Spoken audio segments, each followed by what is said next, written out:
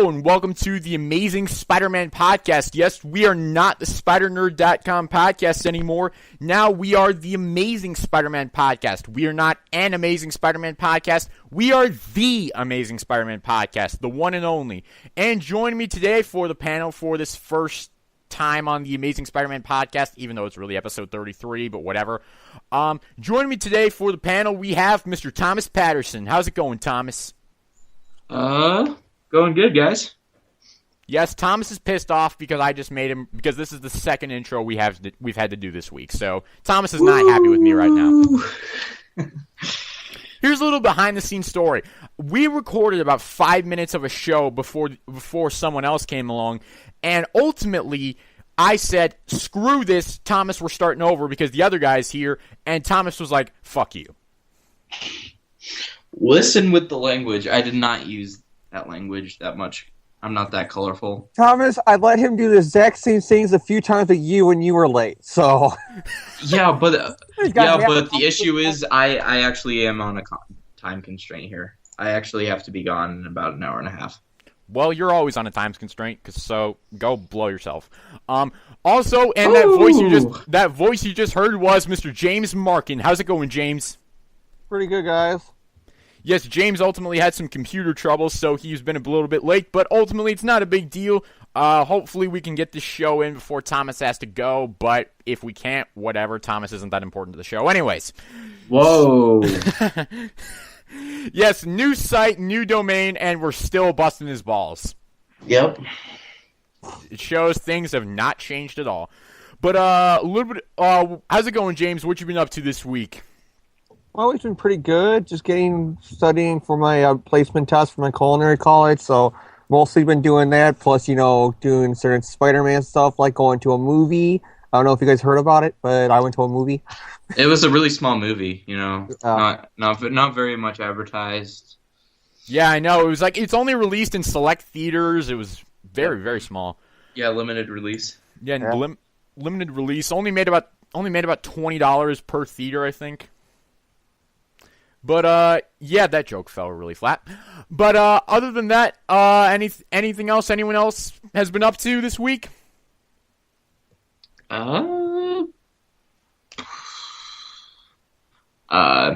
Picked up Amazing Spider-Man #1. Picked up the Amazing Spider-Man 2 game. So that's all good. It's been a very Spider-Man heavy week for us, I believe. Yes. The actor who played the original Red Ranger from Mighty Morphin Power Rangers followed me on Twitter. That's the only other thing I can think of, but that's not really big news that you guys would care about. That's actually kind of cool. Something I've been up to this week, I've been going back and listening to Andrew Grove Radio from the beginning. Cheap plug. Thank you. There you go. Now you can say something else when we say, okay, James, final words for the listeners before we sign off. About an hour and a half from now. Now you can say something else. Okay.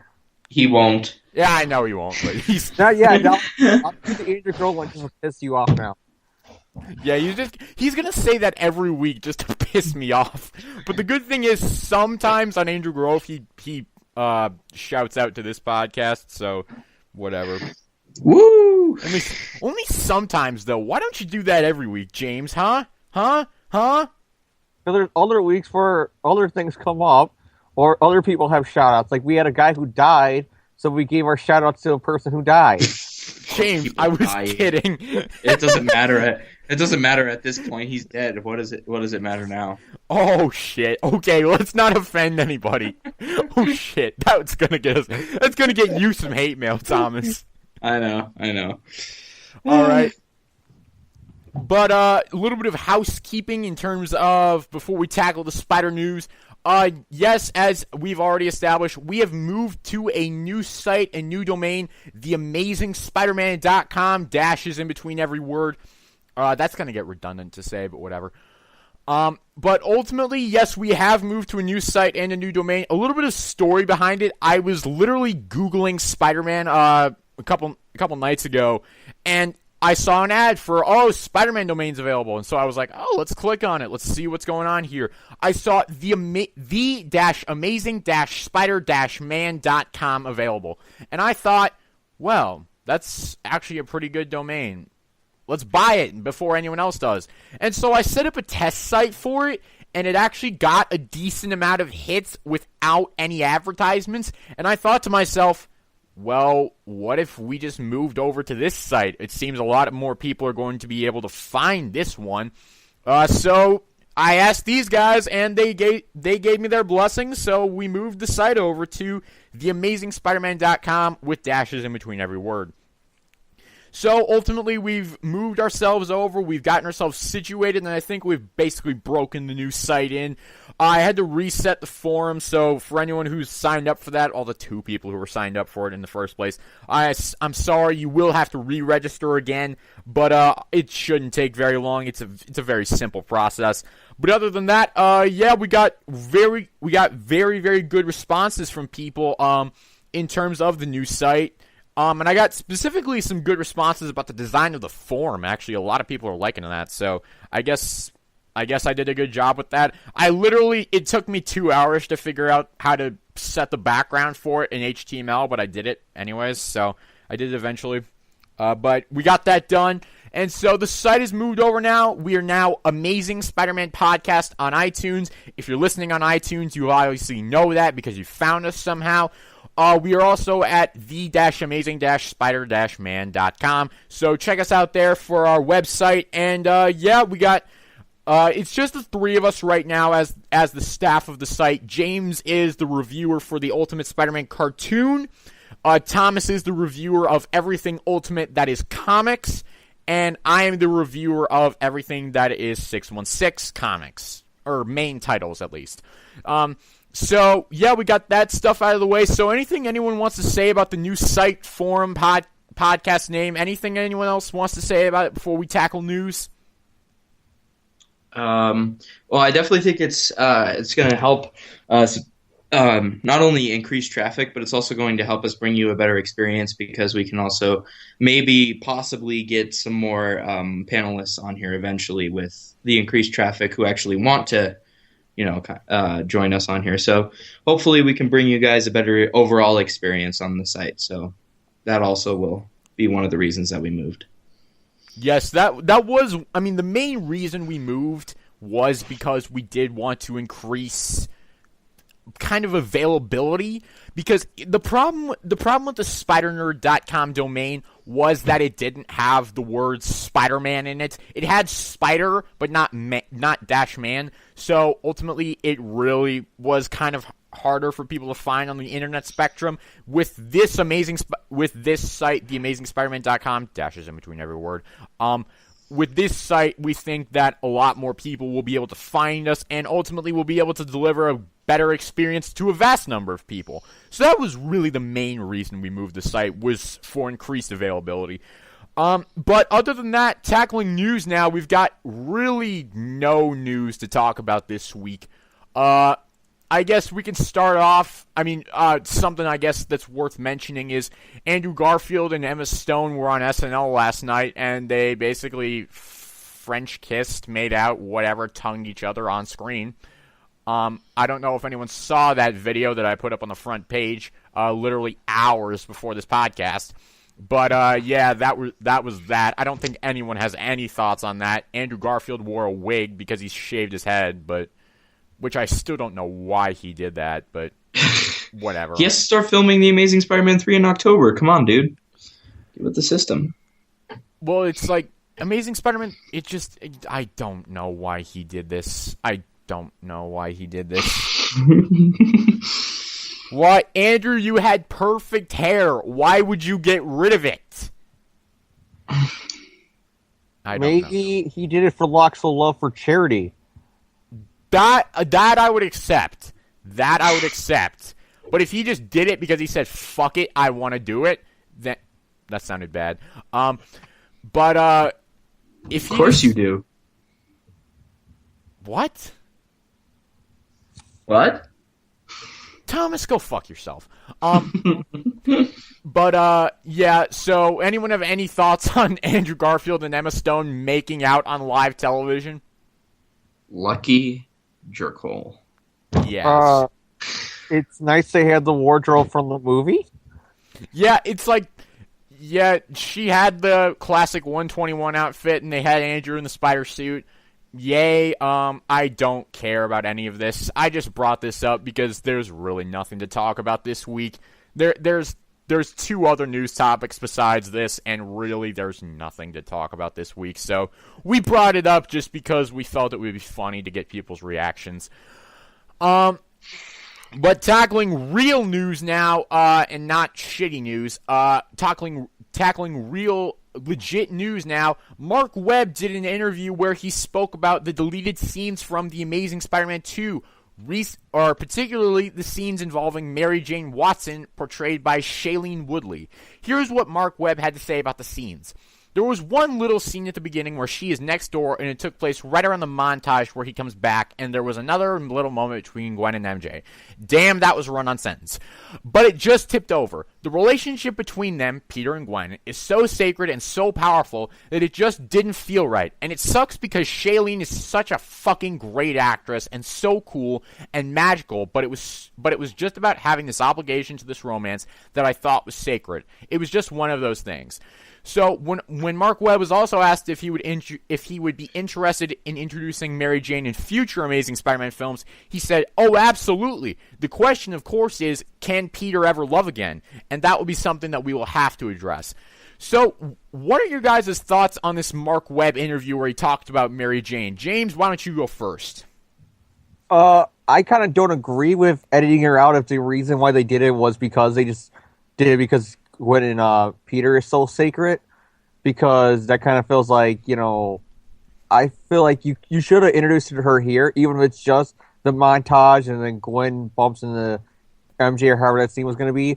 You should have at least introduced her here. That way when people go to 3, it doesn't feel like Mary Jane's here and she's just the replacement girlfriend him to come save. You already had her in the other movie, so that way you got to know her at least a little bit, instead of her just thrown in the third movie now. I agree with that to some extent. I do believe that I do see where Mark Webb is coming from with kind of, making the Peter-Gwen relationship sacred, but I also do agree with your point that maybe they should have introduced Mary Jane, but I do think that with everything else that was going on in Amazing Spider-Man 2, I'm not really sure if introducing Mary Jane would have been the wisest decision, but I think it was a wise decision to cut her out for story purposes and making it flow a lot better, and for more focus on the Peter-Gwen relationship. But I do see what you're saying there, James. Thomas, what are your thoughts on this? Well, I understand what James is saying. I just don't really agree with it personally. I think that keeping Mary Jane out of it, with such a big character like that, it just feels kind of like it just feels kind of wrong to just make her a cameo in the film, which is basically what he's describing, is just a small little cameo. It almost seems like Stan Lee is going to have just about as much time as she does in the film. So yeah, there's obviously that thing that I thought was a little odd. But I actually, and this is obviously a big spoiler, just the fact that they even said, Mark Webb even said, is if Peter can ever love again. We're kind of already delving into spoiler territory, but Mary. Yes, spoilers for anyone who doesn't want to know. For anyone who hasn't seen the movie yet, we are probably going to spoil the crap out of it. Yeah. Obviously, what happens to Gwen is, kind of tragic.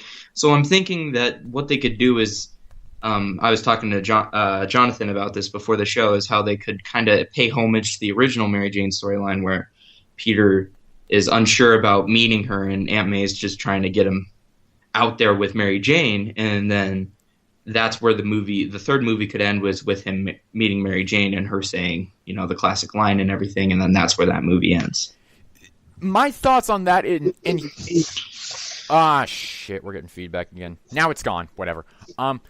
But my basic thoughts on that would be, it is like what Thomas is saying. It is kind of a crossover between the Ditko storyline, where Aunt May is constantly trying to introduce Peter to Mary Jane, but it'd also be a mix of the post-Gwen death Conway storyline, where Peter was very hesitant to get with MJ in the first place. Because if you look at it, he doesn't really open himself up to MJ until around the era of the Clone Saga, and that's when Gwen comes back. So then he just closes himself off again, and then when she's revealed to be a clone, that's when he really opens himself up to Mary Jane. So it's not really until the end of the Clone Saga and afterwards that he really doesn't open himself up to Mary Jane. And so I do think that would be a good plot line for them to use for The Amazing Spider-Man 3, because it not only would it stay true to the comics, but it would also stay true to natural human reaction to that. Yeah, and I think that Peter realizes after this that it's a particularly dangerous thing to be involved with him, and so he's gonna start to think that maybe he should just stay away from everybody, and it might actually go in the way of I should just be Spider-Man and not Peter Parker. Peter Parker is what gets people killed, and I think that would be interesting to show in The Amazing Spider-Man 3, particularly if they're trying to bring in a lot more villains than even this one, we saw the after credits, during the credits thing where they had Vulture, and I'm not sure if that was Mysterio or Chameleon or what, but you have all these villains that are apparently, I think they clarify that that's for The Amazing Spider-Man 3.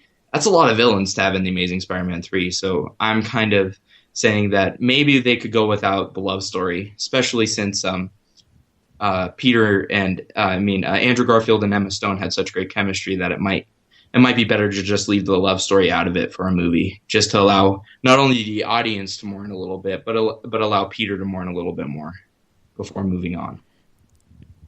And I don't know what the hell I was going to say. Oh, shit. What the hell was I going to say? James, you go. I completely forgot what I was going to say. I still think that it would be nice to have her in the movie. I see your guys' points about the whole shutting in thing, but you could still do that with keeping these scenes in. It's not like you can just, not have those parts where Aunt May still could be just go out with your friend Mary Jane. That's alter the dialogue or something like that. Yeah, but he didn't. But that kind of takes away the impact of him staying away from someone he didn't know yet. If he already knew her, it would have been kind of it would have been a little bit different. I feel like this one works a little bit better, but just my opinion. No, I just kind of just like it because that way, because even when he broke up with Mary, spoiler alert if you haven't seen the movie, when he breaks up with Gwen for a little bit in the new movie, you could at least have I was thinking at least keep a one-off line of Aunt May saying, well, at least go out with the neighbor girl or something like that. That would have been at least a nice little nod where she says it like a one-off thing and he ignores it or something like that. And we'll talk about this next week when we talk about the film in depth. But for those of you who haven't seen the film yet, there were a lot of fan nods in this movie. Yes, there were. There were a lot of fan nods, and so I think what James is saying, about a one-off line of go out with the neighbor girl, that would have fit perfectly. Mm. Because there were so many fan nods in The Amazing Spider-Man 2 already. I even said that in my front page article. There were a lot of fan references in the film.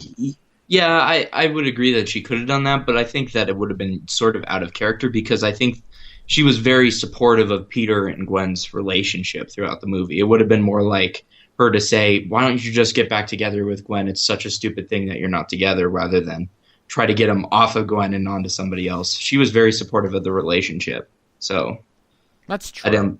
I don't think that would have been in character for her to try to move him off of her. Well, yeah, that's true, and I've been in relationships before where my family would be really, they like the girl just as much or something like that, but still after the breakup they still be like, okay, now you got to get yourself back out there. That if you're not going to get back with her, don't just sit in your room all day crying about something. It's been a few months, start to move on. Well, Peter was out of the house a lot because apparently when he broke up with Gwen, he became Spider-Man more and more. So. That we're all making some good points here, but I think, Mary Jane, do we think she had any place in this movie? It's really 2 against 1 here, but whatever. But any final thoughts on this Mary Jane interview? Well, I'm not directly disagreeing with James. I think it could have gone either way. It wouldn't have been bad if she was in it. I just don't think that it was particularly needed. She really needed to be in this movie. But, I would go more on the side where there was already enough going on where I didn't really feel the need to bring her in. So, Felicia Hardy had more screen time than Mary Jane ended up with. You should have just put her in for that reason. Oh yeah, Felicia Hardy. Oh, that was a really cool nod. Actually, I really like that. All right. But moving on to other news topics now, we got one final news topic today because, once again, there's nothing to talk about this week. Garfield wants a Miles Morales film, ? In an interview with CBR, Andrew Garfield discussed the idea of a movie centered around Miles Morales. Here's what he had to say. Miles Morales was a huge moment in the character's comic book life, and I do believe that we can do that. It's something I'm really interested in figuring out, an eloquent way of coexisting or passing on the torch. I don't have an answer, but I think it's actually a really important move. I think it's a really beautiful and important move. Those last two sentences were basically the same thing repeated. Do you think Miles would be a good protagonist for a future film? Discuss. No. just no. No. Damn. Avi Arad and Matt Tolmach, I'm not sure if you guys heard about this, but like they did an interview after that because of this interview with Garfield. Someone else asked, hey, do you think we could do a Miles Morales film? And Avi Arad and Matt Tolmach were both like, no, Peter Parker is Spider-Man. You have to deal with the fact that the reason that Spider-Man is who he is because of Peter Parker. Peter Parker is the main version. He has stood the test of time. That is why he is such a great character. So you have to focus on the person beneath the mask, and he is the best out of all of them. And I completely agree with that. I don't want to see Miles Morales, unless, like, say, instead of Peter dying, what they could do is maybe do like a Scarlet Spider version where instead of doing the convoluted clone story, we just have Miles Morales be the Scarlet Spider in this universe. But unless they do that, I do not want to see him. All right, James, thoughts on the Miles Morales film? First thing, I love that how he doesn't know the difference of the different universes because he goes, well, Miles Morales is a big part of the character's comic book life. It's like the 616 continuity he's talking about. I took it as he was talking about the Ultimate Universe, but that's just personally how I took it. But I won't say I would complain too much about it if he appears in a movie. Like at first in Amazing Spider-Man 2 when we saw that little kid with the wind machine, I thought they were going to name drop. Because all the name drops, I thought they were going to say his name was Miles or something like that. Well, he wasn't exactly the right ethnicity, per se, to be Miles Morales. But it would have been a kind of cool nod if they had made him Miles, but I didn't really need that. So basically everyone here is saying that they don't want a Miles Morales film. On his own, I don't want to see it because I don't like it. I don't like any comics without Peter Parker as Spider-Man, as you can tell by my reviews of, Superior on here. I couldn't even think of the name of the thing. That's how much I didn't care about it. So, yeah, a movie with Spider-Man without Peter Parker, and then I might have a problem with I might save my money for the next time Peter's in a movie. Yeah, Miles Morales, I just think, and I know a lot of people like him, and I don't really want to disrespect those people, but I think for me at least, he's kind of a boring character because he makes the same jokes in the suit as Spider-Man does if you read the comics, except Miles is more dull outside of the suit. He just kind of like doesn't talk very much. He's still very shy and kind of out of it the whole time. All right. My thoughts on this Miles Morales possible film. I wouldn't be opposed to it if it weren't for the fact that they're talking about doing it in this universe, because Andrew Garfield's Peter Parker is one of the best Peter Parkers of all time. I'm just going to say that right now. Hate me if you will. Andrew Garfield's Peter Parker is one of the best Peter Parkers I've ever seen. And honestly, if they get rid of this version, I mean, I know Garfield can only do, I think someone on CBR said it best. Garfield has at most 2 more movies in him, if that. He may only have 1 more movie in him. But I don't like the idea that this Spider-Man could either, could die or something could happen to him that will ultimately stop the idea of future fiction for him. So ultimately, I don't really like the idea of Miles Morales in this universe. If it were his own separate universe, I'd be fine with it. But for this universe, I don't want it. So final thoughts on the Miles Morales film before we tackle reviews. I agree with you because this series is definitely Peter Parker. it would be a complete like monkey wrench into the system if you throw Miles now with being Spider-Man and him Peter dying. Because if you watch the first Amazing Spider-Man movie and the second one, this is clearly Peter's story. It's not even Spider-Man's story; it's Peter's story. Definitely. I mean, a lot of people were giving I've seen people giving Amazing Spider-Man 2 flack because it wasn't as Spider-Man oriented as it was advertised to be. Personally, I'm glad it wasn't because I thought it was more interesting. Yeah, I defended it on almost every message board I was on where people were giving me flack for that. I was defending it, going because if you read the comics, this is how it is. It's more of Peter Parker's life than it is Spider-Man, and I think Joseph Loeb said it the best years ago, where he said that what separates Spider-Man from every other comic character at the time was where all the other books were fighting superhero books where every once in a while a soap opera would happen. Spider-Man was a soap opera where every once in a while a superhero fight would happen. That's a great way to describe it. Yeah, I definitely agree with that. As for Andrew Garfield only having about 2 more movies left in him, I think it depends on what they're planning on doing, because what they're doing now is they actually, if you notice, the Amazing Spider-Man 2 actually, most of it takes place 2 years, approximately 2 years after the first Spider-Man film or so, because it was like no, it doesn't, dude. It's half a year after the Amazing Spider-Man 1 until graduation, and another year after that, because Mark Webb even clarified that Gwen and Peter haven't seen each other for a year when they went to see each other before the Times Square fight. So it's about a year. When did he say that? He said it when we were showing like 35 minutes of the footage to people. Okay. So it's about a year and a half later after the first Amazing Spider-Man.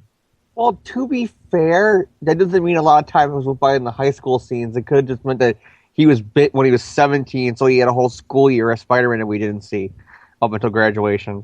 Yeah, that's basically what it is. And then we had the montage, and then it skips forward about a year, according to Mark Webb, at least. So that's a pretty good time frame. And so they're kind of like trying to stay in real time, sort of. And so I think that if they continue doing that kind of thing, Andrew Garfield might be able to, if you stay on track for 2 movies every year, you might be able to squeeze another trilogy out of him, and that'd be it. I think that another trilogy. Yeah, I would think that would be the most, though. And then the way you end it is because Peter Parker's so old by the end of the second or third trilogy, he will have to do a One More Day adaptation in order to make him young and single again, and you introduce the new actor. Oh, please, dear gosh. No, I think they'd probably end him off being close to 30 at that point, and then that'd be it. Any final thoughts on Miles Morales' film? I don't want one, but I can understand, maybe trying to go that route when you've... But the thing is, I think Peter Parker as a character is so rich that you have a lot to go before this moment ever happens. But once you've kind of told all the stories you can with Peter Parker, then move on. But at this point, no. All right. But that's going to do it for the news. So tackling reviews now, we've got the first issue of Amazing Spider-Man Volume 3. Yes, Amazing Spider-Man number 1, written by Dan Slott, art by Humberto Ramos. And just to start off, I dig the cover. I really do. I don't know why. I just really like this cover. I picked up one of the variants because I just didn't care about this cover a lot. So I paid an extra $1 just because I didn't like that cover. So I picked the only variant my comic shop had left. Well, what was the variant? It was I gotta pull up my comic because I wasn't really paying attention to it. The one where he's like halfway putting on the mask, jumping off the building. I have no idea. There's so many. Yeah, it's a pretty sick cover. Which one? It was one of the first ones announced. It was like one of the 5 first ones announced. Yeah, there's like 43 plus covers for this damn book. So I don't remember which one I picked up because I know I picked up a variant and I had to go back and look for it so I can go, oh, it's this one. There's so many variants for this damn book. It's ridiculous.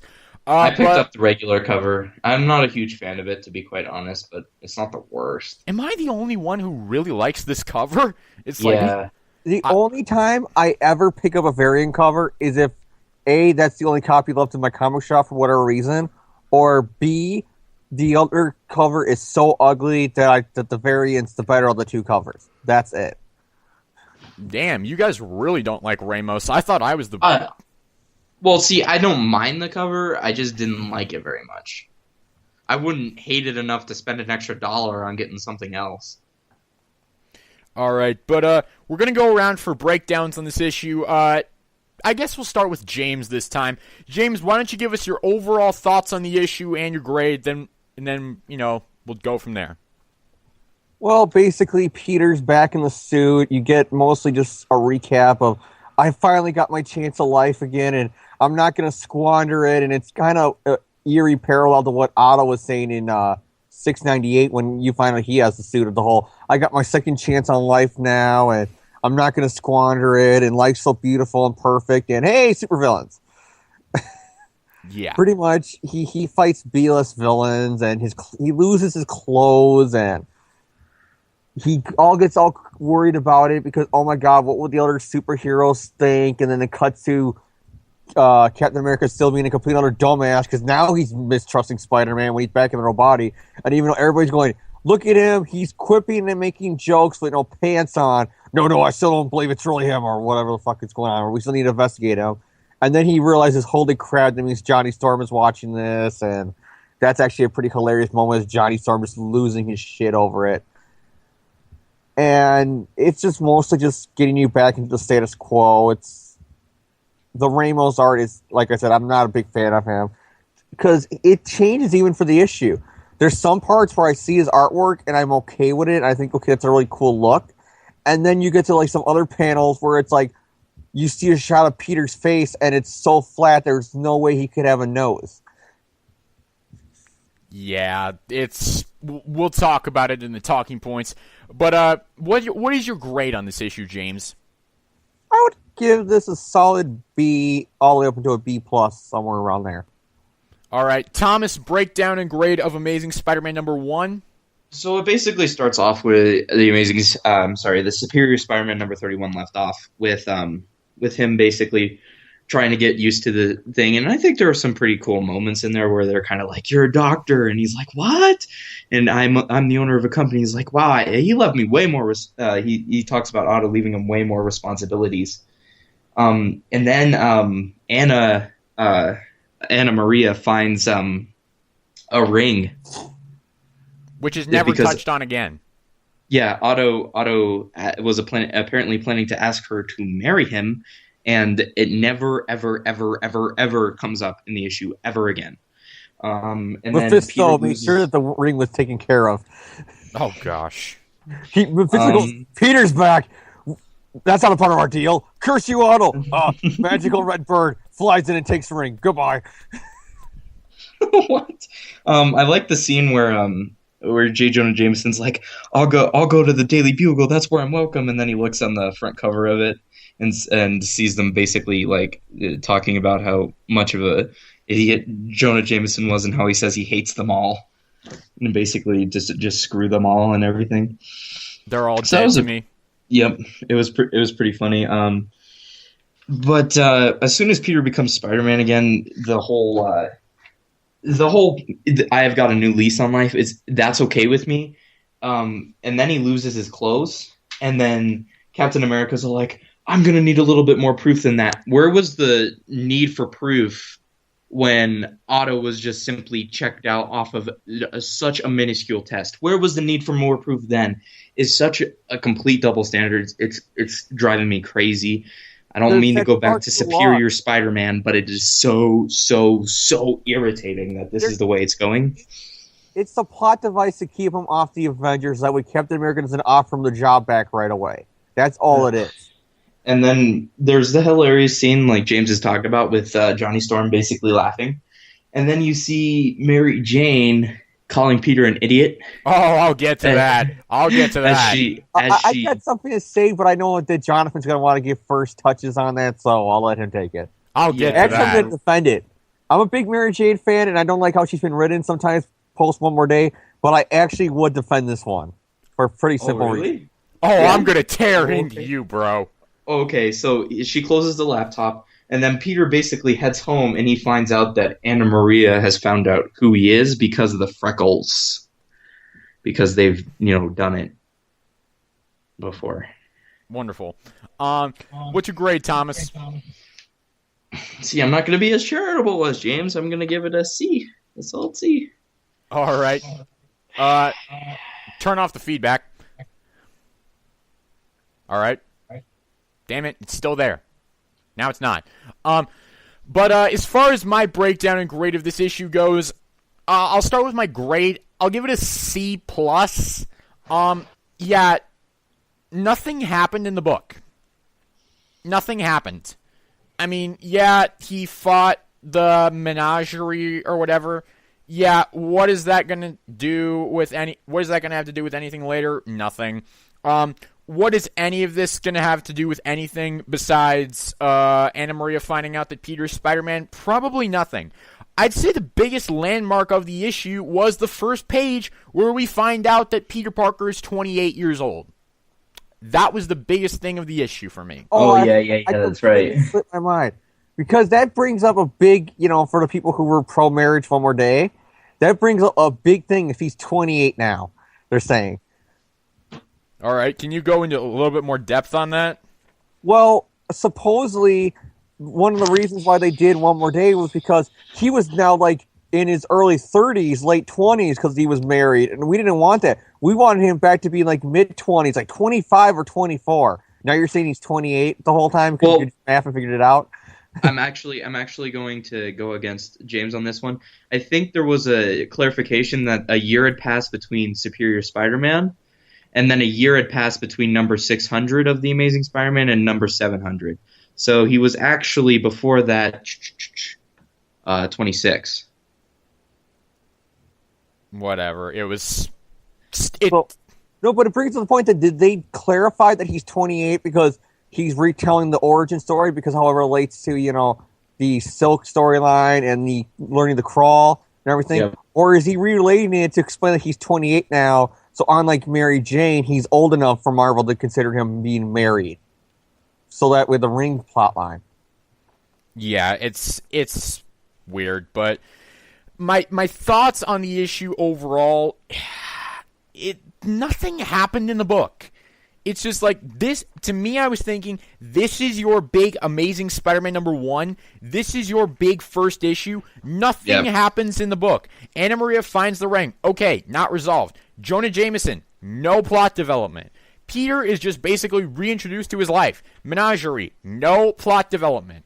The Avengers, no plot development. Anna Maria learning Spider-Man's identity. Finally, some plot development. Finally, some plot development. And to be continued. I literally put this book down and said, "That's it." Are you kidding me? Yeah, I felt that too. I thought to myself, "That's it. That's your big story for Amazing Spider-Man #1. You promised us Electro. Oh, he was in one panel. Yes, he was the star of one of the backups, but I mean, we'll just get He's going to be more in the next one, right? I think so. I hope to God he is. And then the next cover actually I think looks gorgeous personally, but that's for the next one. It's just nothing happened in the book. I was so disappointed with this. I mean, I was really expecting them to do something cool for their first issue, their big #1 like they did for Superior, and it's just a massive nothing. It's just a massive nothing. And they talked about the return of you-know-who. Yeah, where the hell was that in this issue? Unless it's Electro. Yeah. He's in one panel. There he is. You know him because of the movie. Goodbye. The only person I can possibly think of who it might have been was Black Cat, and that is because of the backup story for her. Yeah. Yep, exactly. I don't understand where it was in the actual issue. It didn't make much sense to me. I'm sitting there and I'm thinking. I already spoiled it because people can see the cover for issue 3. Yeah, so it's it's not even that big of a deal, and so Even if they didn't have her as a cover, it wouldn't be that big of a deal. Be okay, Black Cat stalking Spider-Man. Yeah, it's like, oh great, how is this any different from anything else? But just this issue disappointed me so much. I know I shouldn't have been expecting much out of it, but for a big number one, you would have thought that they would have done so much more than this. Or I would have expected like Electro to have like at least showed up and like like in the final panel, where Peter just kind of like runs off from Anna Maria after she finds out that he's Spider-Man, and he runs off, and then Electro's like takes out the power in Times Square to tie in with the movie, and then that's where the thing ends. Yeah, because something like that. Electro was literally in a shop. That's it. Yep. That's all Electro got in this issue. And maybe this is not really a con towards the issue. This is a con towards the comic book fandom. People giving this an A+, are you out of your fucking mind? I don't know. It does feel like it. I agree. I have seen people give this comic an A+ and give the movie an F, and I'm like, I consider the movie a lot better than the comic that came out the same day or whatever. The comic that came out the day before was, like, I honestly, when I saw The Amazing Spider-Man 2, I'd completely forgotten that this issue came out until I reread it today. Because it was that forgettable. Mm-hmm. It didn't feel like a big issue. To be fair, guys, to be fair to this book, especially with Marvel, issue number ones are not as big of a deal as they used to be. Now it's like, okay, 20 issues in, okay, we got to reboot it again, okay, issue one again. Yeah. So it's not going to be a big deal like it used to be when they first did the reboot back in the 90s. When they did the first Spider-Man reboot. But this is Peter Parker's big return. This is his return from being dead. You think there would be a little bit more to it? Well, quote unquote dead. He was. And that just reiterates. And Marvel has kind of already had his big return, with him stopping the Green Goblin and all that shit with the last few issues of Superior. So I guess they could count. They're probably counting that as the big return, and this is just getting status quo set up. But if this was supposed to, I saw Dan Slott tweet this. He said, I've heard from comic shops that lots of new and lapsed readers are picking up ASM number 1. If I was a new reader or a reader that hasn't picked up the book in a while, but came back on with this issue, this would not have impressed me. No, I wouldn't have. Honestly, I would have been like, I came back for this. Seriously, this is what I paid $6 to get. Yeah, this book was not worth $6. No. My biggest con, though, was the whole naked Spider-Man thing. Oh, my because God. If you notice from last issue, my biggest complaint is, now that Peter's back, please, for the love of God, don't do what you did in your last run of having sex jokes, and penis jokes, and porn jokes. And what's the first thing I see is Peter Parker naked. Yeah, that's not the best. But they did such a good job with him in the last arc where he was seriously doing things correctly. He didn't lose his clothes, and then they have to take that away from him again. That kind of dignity that he had. That leads me to one pro of this issue. I do have some pros because I did give it a semi-positive score of a C+. I did feel Peter Parker was in character about 80% of the time. Maybe around 80% of the time. I could hear the distinct voice I always hear for Peter Parker. Now, I'm talking strictly Peter Parker here. Spider-Man's a different story. Spider-Man was a con for this issue because while I like Spider-Man wisecracking, his wisecracks here were ridiculous and stupid. Yep. But I did feel that Peter Parker was written well as a character. There were a few lines that were off, but overall I did feel that Slott did manage to write Peter correctly. And another pro I had for the issue was they actually managed to work the exposition in somewhat well, whereas because they're expositing things to new readers, but they're doing it in a way that they're also doing it to Peter as well, because basically Peter is like a new reader of this book. He doesn't know what the hell's been going on. He's been trapped in his mindscape for the past year and a half. So it makes sense that they have to exposit all this stuff to him. So that I didn't mind. I didn't mind that either. My final pro of the issue was actually the Ramos art. Ramos's art in this issue actually looked pretty good to me. I actually did like it. And like I said, the cover's awesome. Overall, C+ out of me. It's... what about Mary Jane calling Peter an idiot? Oh, jeez. I was really hoping no one was going to bring that up, because I'm going to rant. Go ahead and rant. This is going to be fun. She was in a shot, and it pissed me off. All right. Basically, this is what I said in my review. I'm going to read my review word for word, because I don't feel like going on a 10-minute rant about this, because I don't think we have time to. My final con of this issue was Mary Jane. She was in 2 panels and they pissed me off. I didn't really mind the epilogue story in Superior Spidey number 31, but this just rubbed me the wrong way. Since when does MJ hate Peter? Not recently, so why does she all of a sudden think he's an idiot? She doesn't hate Peter. That was established in the epilogue story to Superior 31. She doesn't hate him. She just doesn't want to be associated with Spider-Man anymore. She doesn't really have anything against him. She just can't deal with all the stress. She doesn't hate him. And yet she calls him an idiot for, trying to do the thing that he's supposed to be doing. And she scowls at her computer screen. Guys, I know we're pressed on time, so I'm just going to get my part on here. It's not an argument. I'm just saying my point of view of it.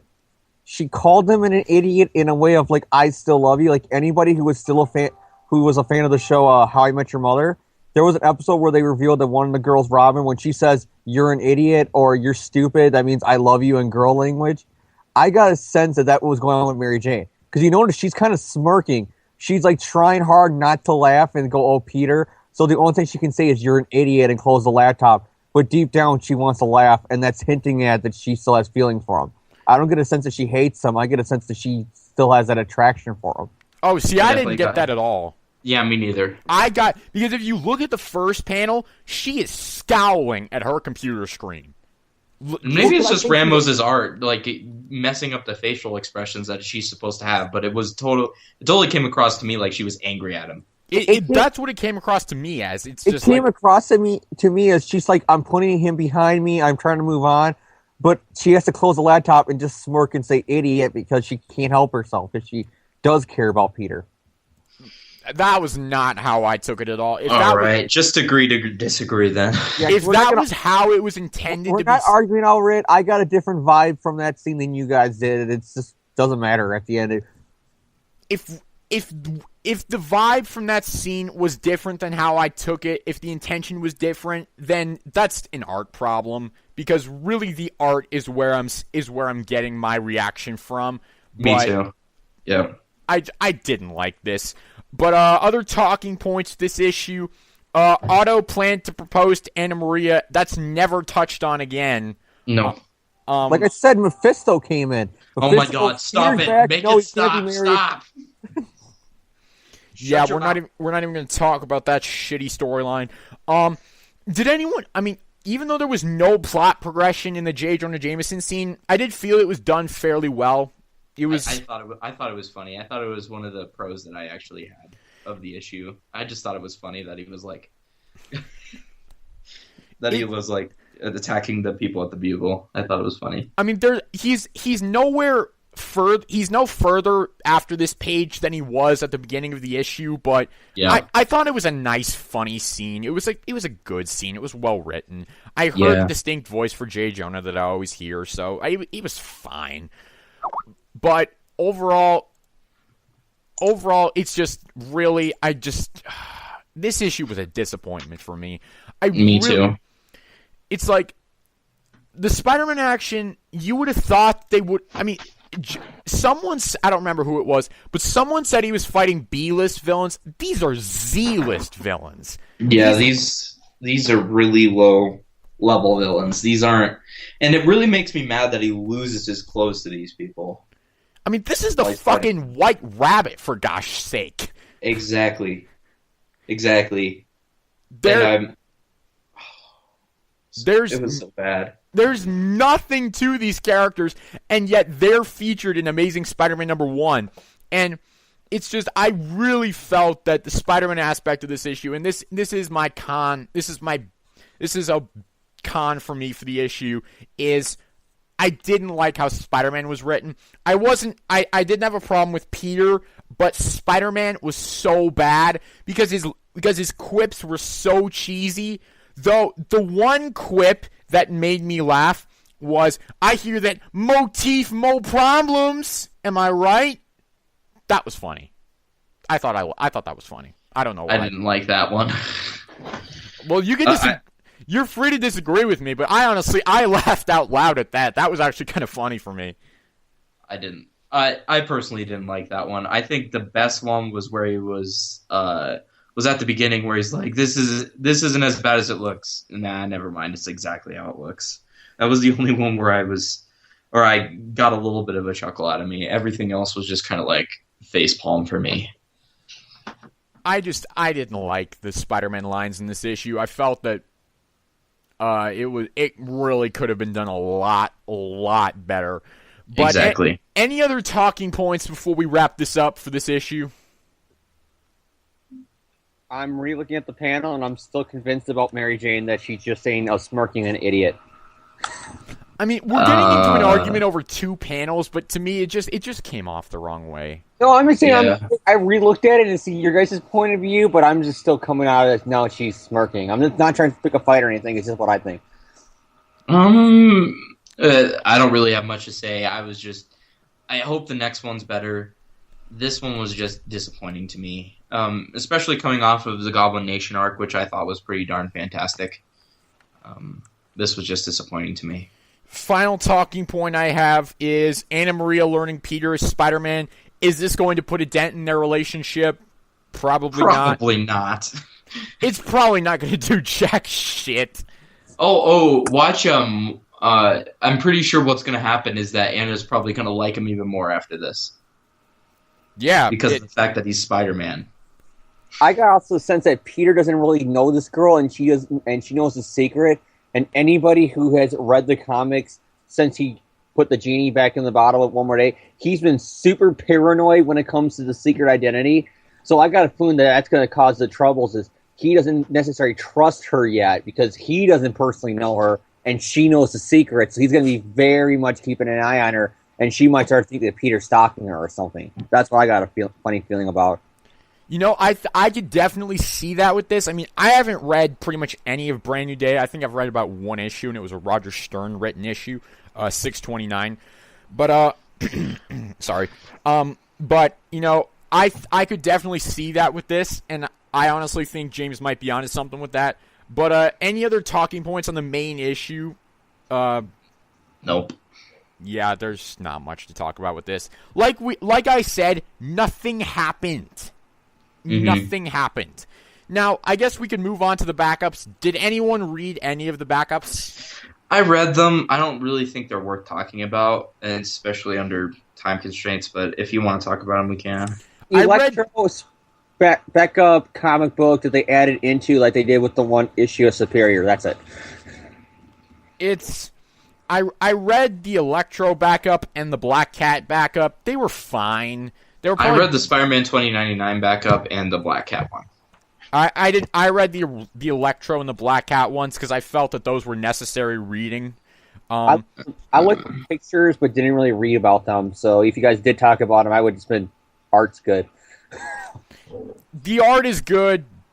You know, the stories are fine, I guess. They're just kind of exposition to try to get them into the place that they need to be. Yeah, it's really just setting up future Amazing Spider-Man issues. That's all it really is. So, final grade on Amazing Spider-Man #1, James?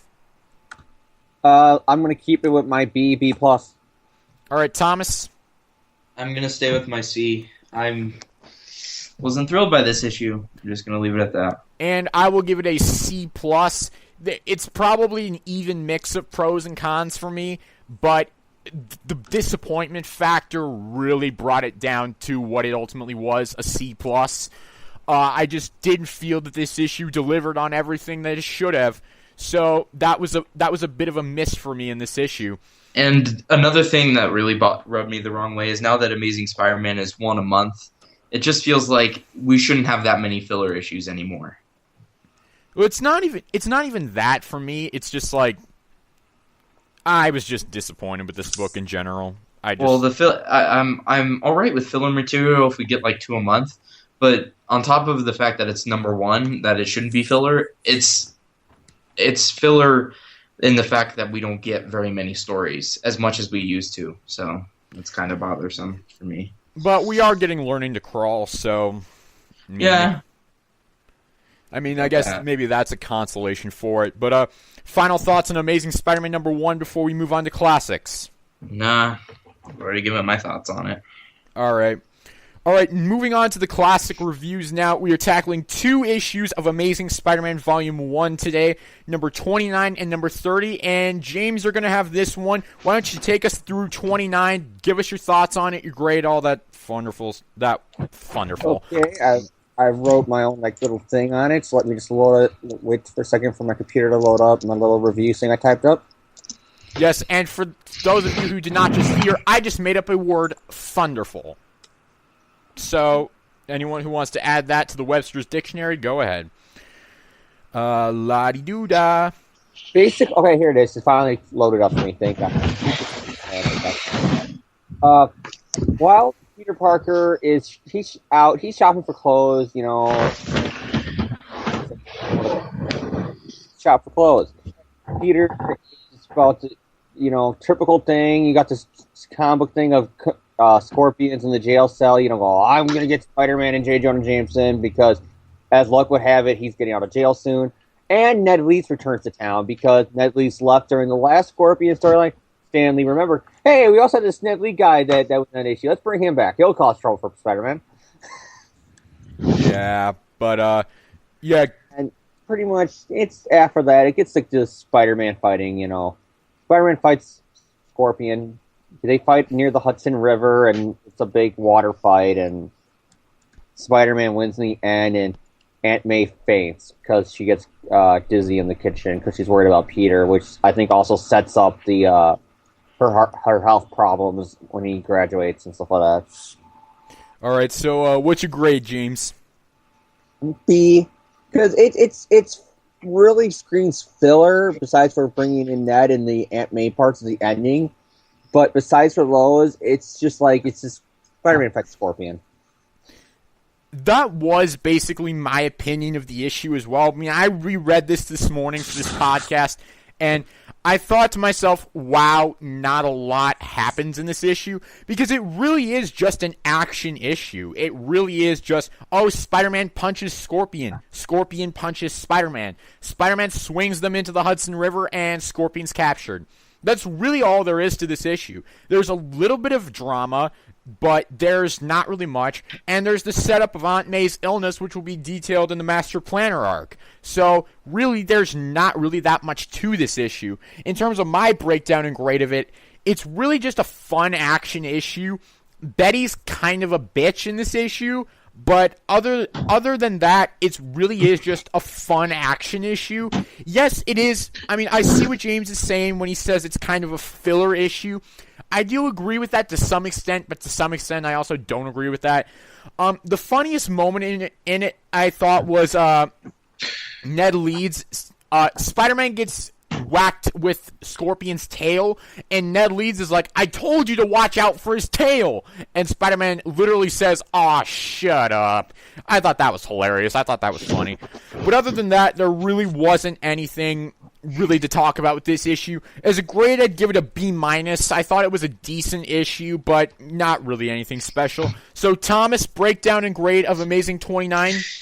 I agree with you guys. It's very much an action-based issue. I mean, there's they bring up Aunt May and they bring up Ned Leeds, which obviously becomes more of a problem later because Ned, proposes eventually to Betty, and Peter wants Betty to himself, and so he even thinks about asking, to marry her or whatever. But so Spider-Man, Betty to marry her. What, Betty's going to marry herself? Him. Okay, stop. I'm trying to keep up with the pronouns right now. He's trying to remember the issue because he doesn't reread it like I tell him to. Shut up.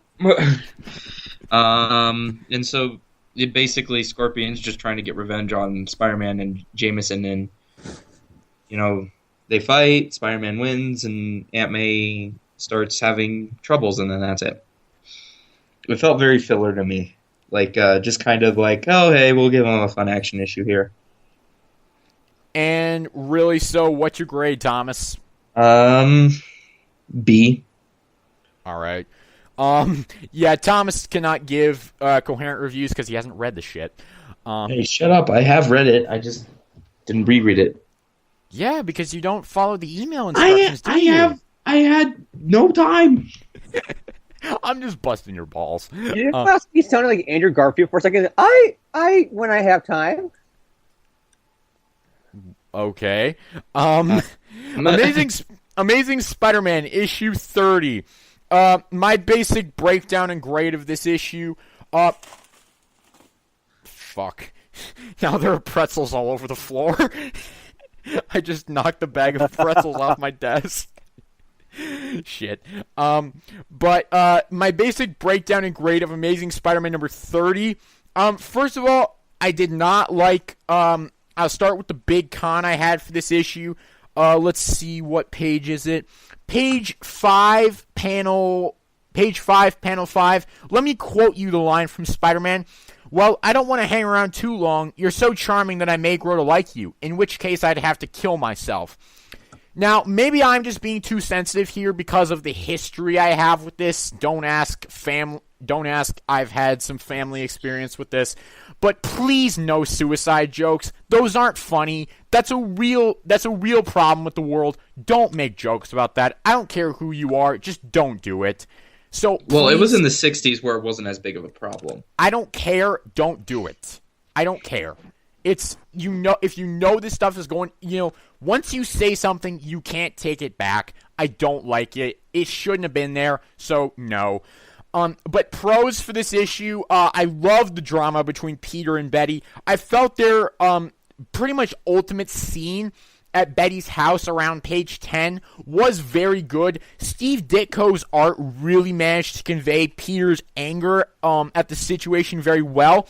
I mean, the way he looks in this scene, you can just tell that he's fuming and he's just really about ready to destroy everything because he knows that really Ned Leeds is probably the better guy for Betty, and he's just heartbroken and infuriated by that notion. So that was really good. The art in this issue was absolutely fantastic.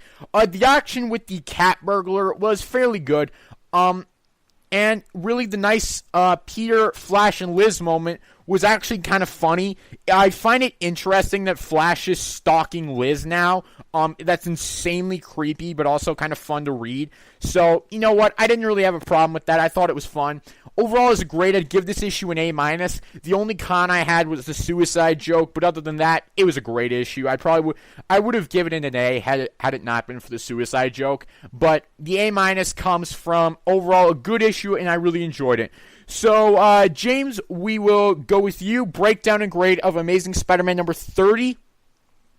It's nice. You got the little cameo of Liz that you'll never see from her again until the 70s. And you got a sense of the reason why you never see from her again because Flash probably killed her because he stalked her. You get the beginning of the Dark Ditko even more here, where now Peter's not getting along with Flash because he's mad at Ned, who's mad at him, because Betty doesn't love him, and blah, blah, blah, blah. And you get the little Stan mistake here, how he makes the Otto Octavius henchmen the Cat's henchmen, even though you never see them together in this comic, and the next issue, they're working for Otto. I actually wondered if that was supposed to be a subtle connection. And then it was just like, no, this is the 60s. There's no way that would have happened. Stan just saw these bad guys and figured, now who are these guys? Who are they working for again? Oh, they must be working with the cat. Okay, boss, we got the plans already. Yeah, I wondered if there was supposed to be a subtle connection between the master planner and the cat, and it's probably nothing, but that was something I noticed too, and I actually pointed that out to Thomas before the show, who did not read the issue, but whatever. I have read the issue. I'm just busting your balls. Oh my gosh. Okay, so... Whoa, hold on, James wasn't done. Alright, James, what's your grade? Oh yeah, I forgot to give my grade. Sorry about that, guys. My grade for this one would be about a B-ish. All right. Thomas, break down and grade as well as you can. Okay, so Spider-Man can basically go out because everyone in his life is, getting better off of that. And so J. Jonah Jameson actually provides an $1,000 reward for Spider-Man's capture, I believe it is. Actually, and it's the cat's capture, but whatever. Oh, okay, it's the cat's capture. And so Spider-Man goes to talk to Jameson, and he basically teases him. And then we see Liz Allen and Flash, have their little confrontation. And then Peter actually runs into Betty, and Betty says that she actually got the proposal, like I said, from Ned. And Peter's like, I better propose to her before she marries Ned. And she's like, but I like my life. It's nice and quiet, no real violence. And Peter's all like, so that's a rejection of me. So he walks out and gets all angry at her. And, you kind of feel that after he helps the police take out the cat burglar. The cat burglar basically manages to get the best of Spider-Man, but he gets away and the police capture him eventually. And so Peter brings the pictures of the cat burglar and Spider-Man's fight to the Bugle, and he doesn't talk to Betty at all. So I thought that was kind of nice that, we kind of start to see him moving off of her because of the marriage thing. So I thought it was actually an A. I kind of let some jokes slide that John probably didn't because it was an era where it wasn't as big of a deal as it is today, but I can understand his upset with it. So look, I'm not going to go into it here because this is not the place for it, but it was a problem with my family in the past, and so that's probably why I'm sensitive with it. So yeah, I can understand that. I'm not trying to say anything bad about you. I'm just saying it wasn't that big of a problem for me because it wasn't a big problem back then. So yeah, there's an episode of Dragnet from the same time period where it dealt with the evils of being insane because you were gay. Yeah, exactly. We're not even going to talk about that. No, I'm saying, that's the time period that this comic came out in, where people aren't really, PC as they are nowadays. All right. But any final thoughts on either of the classic issues that we reviewed today? I'd say that they're fun, classic Stan Lee, Steve Ditko era issues that are they're pretty solid. Not very many, obviously, if you try to take them as seriously as you try to take the comics today, you're probably not going to get away with it. But they're fun issues, and they're definitely worth the read. So. All right, and so the next thing that we are going to do is actually going to be the final thing that we're going to do today. We're not going to do listener questions today because Thomas is on a time constraint and we won't be able to get in the last thing that he really wants to do. So as a favor to him, because I do bust his balls so much, we are going to do what he wants to do. And, yes, we are going to give our first impressions of the Amazing Spider-Man 2 movie. And, yes, I did say we were going to do this last week, and I'm actually following through on something I said we were going to do. Yep, go me. Yes, so the Amazing Spider-Man 2 released on May 2nd, which was this past Friday. Preview showings on May 1st. I saw it on May 1st, and I'm pretty sure both of these guys did it as well. I guess we'll just go around each of us and just get overall general pros, cons, initial grade.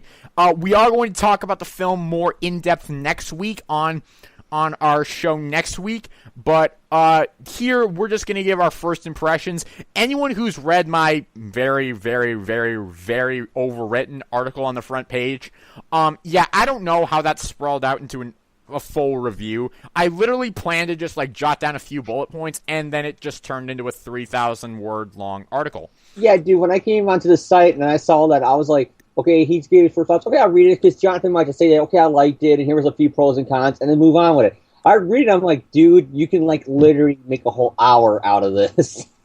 Yeah, I literally, I don't know how that became what it did. I was just typing, and it was just I just kept on going, and then I literally looked at the word count at the end of it, and it was 2,832 words.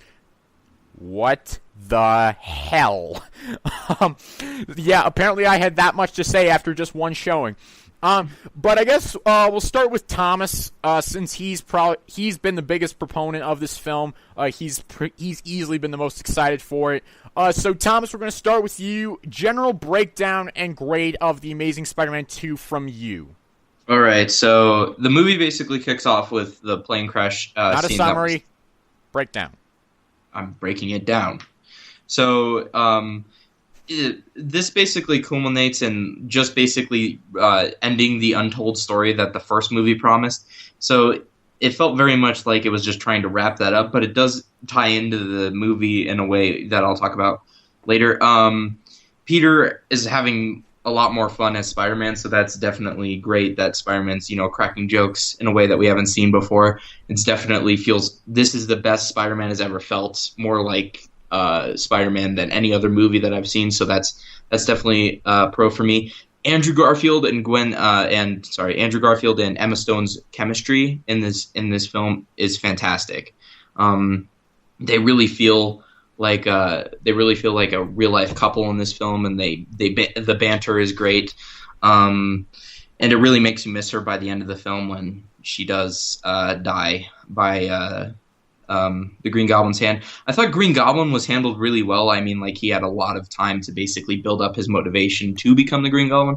It's just didn't have very much screen time.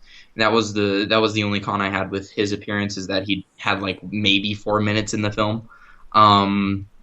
Electro was a solid villain. I didn't mind him. He was kind of goofy, but nothing too bad from him. The biggest issue that I had with it is that it felt a little rushed at the film to try to give some exposition to the Sinister Six.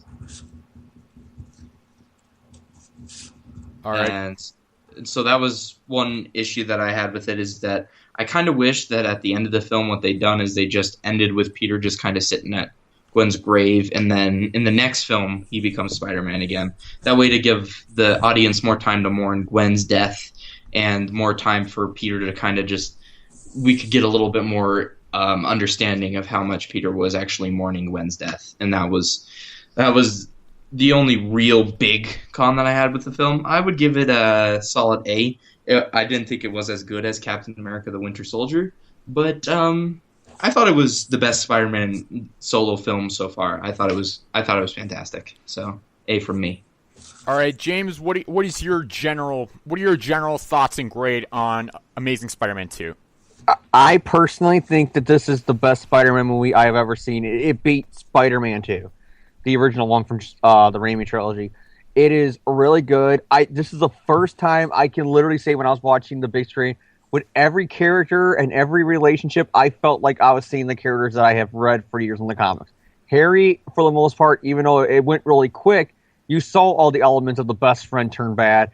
You got Peter, that first scene with the Rhino, I mean, the quips that he does on the car, Mark Webb should be writing the comic books, or whoever wrote this movie should be writing the comic books. Because that is just classic. He knocks on the window, knock, knock, who's there? Spider-Man, but you can call me Webhead and the Amazing Spider-Man and Spidey, and then Rhino's trying to shut him up and everything. That is classic Spider-Man. You get a really good sense with these characters. People wanted the Electro to be a little bit more in the movie, and I agree with it, but what we saw of him, it was good. Because like I said, this felt more like a Peter Parker movie than a Spider-Man movie to me, which is a good thing, because that's how, when I read a Spider-Man comic book, what I look for, mostly. And just all the name drops and Easter eggs. I mean, I lost count halfway from the movie. I mean, Max Dillon's birthday cake is the green and yellow lightning bolts symbolizing the comics. And then when the scene where he's emailing Jonah the pictures, his email from Aunt May says, "Don't forget the eggs," which is a callback to the first movie. They put so much little hints in there and name drops for future movies. Some of them that didn't pan out, and some of them you can see that are for future movies. That I felt like that really made you feel like that this was a bigger universe out there than just the few characters we see. And I don't really have too much cons about the movie. Maybe I agree with him about the ending, but I can see that probably being a studio thing where they wanted to have a happy ending where he's coming back and he's going to fight the Rhino and stuff like that. One thing, though, about the spoiler alerts, the death of Gwen at the end, one thing I really loved was when Gwen falls and you have the web stop her and it's like the comic books, when she makes that sudden stop and her whole body just goes emotionless, you could literally hear a needle drop. Like, my sister started to cry. The girl who was with her boyfriend, the row behind us, started to cry. And when we're walking out after all the end credit scenes, you could see people, even guys, with tears rolling down their eyes. That's how emotional Gwen's death was. All right. Any other points, James? I don't want to get too in-depth until next week, so I'll just stop them here. It's just a pretty good movie, and I would give it an A+. All right. My basic general thoughts on the film, I'm not going to go in-depth as I did in my article. I still don't know how I created that article. But my general thoughts, it was great, a very fun film. It was a great way to kick off the summer blockbuster season. My favorite villain in the film was Electro. Unlike these guys, I felt that Electro had a charm to him that I didn't think was present in the other villains. But Dane DeHaan was probably the star of the film as Harry Osborn. As much as I love Jamie Foxx's Electro, Dane DeHaan killed it in this movie. Dane DeHaan really sold the anger and desperation in Harry, and it was just like, I've heard people say that Harry had no motivation in this film. Did you watch the damn film? He was dying. He had the most motivation out of every goddamn character in the movie for what they did. He was dying. What more motivation do you need than that? It was ridiculous, but I love this film. My basic pros, the Peter and Gwen relationship, that was done beautifully. The Gwen death scene, I'll be quite honest with you, because I've seen this twice. I saw it on preview night, and then I saw it on Friday night as well. The second time I went to go see the movie, I actually had to look away at Gwen's death scene, because here's the thing, Garfield's face during his reaction to Gwen's death, that, I swear to you, that made me cry. I don't care, hate me if you will, I cried the first time I saw Gwen's death scene. Because I agree with you. Because that was so powerful, and it was just so emotional, I couldn't watch it a second time. I had to go on my phone and just search through the emails and shit to distract myself until that scene was over, because I would have started crying again. Because that was done too well. That's how good that was. I thought it wasn't going to have no emotional impact on me because my sister and those people, I can figure because they don't read the comic. But I have read that comic panel of when he grabs her by the leg and you hear the snap in the neck, whatever, it's supposed to be bot balloon and everything, and I'm used to it. But when you see it on the big screen, on a movie in live action with all the sound effects and everything, it made me gasp. Somebody who saw it coming a mile away as a comic fan, I gasped for a second of, yeah, because, I mean, you hear everything. You hear her body just snap. You hear a... And you don't know if it's the web grabbing her and stopping her or if it's the neck snapping, which is ironic because that's what the comic did too, with people wondering if it was a neck snap or the fall that killed her. Or if it might be, because her head, if you look at it, her head hits the ground. If she wasn't dead by the time from the fall itself, she was dead when she hit the ground. Because her head hits the ground hard, if you actually look at it. But Dane DeHaan really managed to blow me away in this film. Andrew Garfield, I've been saying that he's starting to look a little bit too old. I still bought into the character of Peter Parker, so that was fine. The action sequences were absolutely fantastic. I agree with Thomas. The Goblin didn't get quite enough screen time, but overall, it wasn't a big con for me. My only real big con with this movie was the ending, and that they did skip over a lot of Peter's mourning period. I felt that the whole story of, he's in mourning and he's given up being Spider-Man, I felt that should have been carried over to Amazing Spider-Man 3, but you know what? It wasn't something that was going to make or break the movie for me. As a grade, I'd give this film definitely an A+. Easily the best Spider-Man film we've had so far. I mean, I watched Spider-Man 2 last night because it was on FX, and you know what? That's a great movie. This one is easily 10 times better. This is the best Spider-Man film we've ever seen. And really, it didn't disappoint me in any way. It easily lived up to all the hype, and it was absolutely fantastic. As I scroll through my overwritten article here, I do see a picture of the Rhino. I didn't really talk about the Rhino. The Rhino was fine. He was a good character in the movie, used to perfection. You know what? He was great. Pretty much everything about this movie was great. A plus. Rhino is the way a lot of people wanted to see a lot of the Spider-Man villains because he has so many great villains. A lot of people back in the Raimi trilogy said, well, you can use up ones that probably won't necessarily work as a lead villain. You can always have a one-off scene where Spider-Man's stopping them, and that's pretty much what Rhino was in this movie. Exactly, and he was used to perfection in this film. And can we also talk about the fact that they're not using the Raimi cliche of having all the villains have a personal relationship to Peter Parker? Because Rhino didn't, and neither did Electro. It was only Harry Osborn. And we're also not using the Raimi cliche of, every villain has to kidnap the main girlfriend. Oh, yeah. Rhino didn't do that. Electro didn't do that. But Green Goblin did because that's how it's supposed to happen. So that made sense. Yeah. And honestly, had he not, we would have been saying, what the fuck? Yeah. But Gwen Stacy, when the fact that she died, it was like... I don't know. I don't know how they're going to do it without their chemistry in the next few films because that was one of the top draws for me to go into this film. And Clone Saga. No, just joking. Clone Saga. Well, I mean, the Gary Conway Clone Saga might work. I didn't mind that one. I mind the overdrawn one from the 90s, but the Gary Conway one isn't that bad. No, it might be a little too convoluted for audiences, though. They come into the third movie, Gwen's back because the Clone Saga. They're gonna be like, "What the fuck?" Yeah. All right. But I think we've all given our general thoughts and grade. Anything anyone wants to bring up? Again, we're keeping this very general, in-depth review next week. Anything else anyone wants to bring up before we wrap this up? Easily the best Spider-Man movie for me. I mean, there were obviously flaws in it, just like every other film has flaws. I still think Captain America is the best comic book movie of the summer. I know that, but Spider-Man was the one that I was most looking forward to, and it lived up to all my expectations, and I really liked it. And if you haven't seen it already, go to see it. It's definitely worth your time and money. It's easily the best Spider-Man film that we've seen before. All right, James, any final words on the movie? Yeah, my final thoughts are on the trailers. I don't know about you guys, but it was really weird how in my movie theater we went from a rated R movie starring Seth MacFarlane to G Annie remake. Like literally, that's how the trailers were spaced out. Oh yeah, that was mine too. You went G. Oh, see, I didn't get that. I got trailers for Maleficent and Days of Future Past.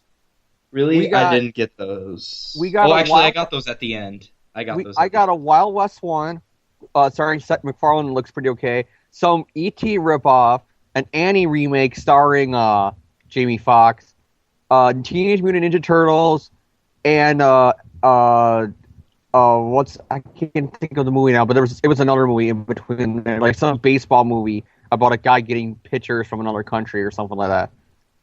Wow, I didn't get the baseball movie. Yeah, I got the Maleficent and Days of Future Past at the end.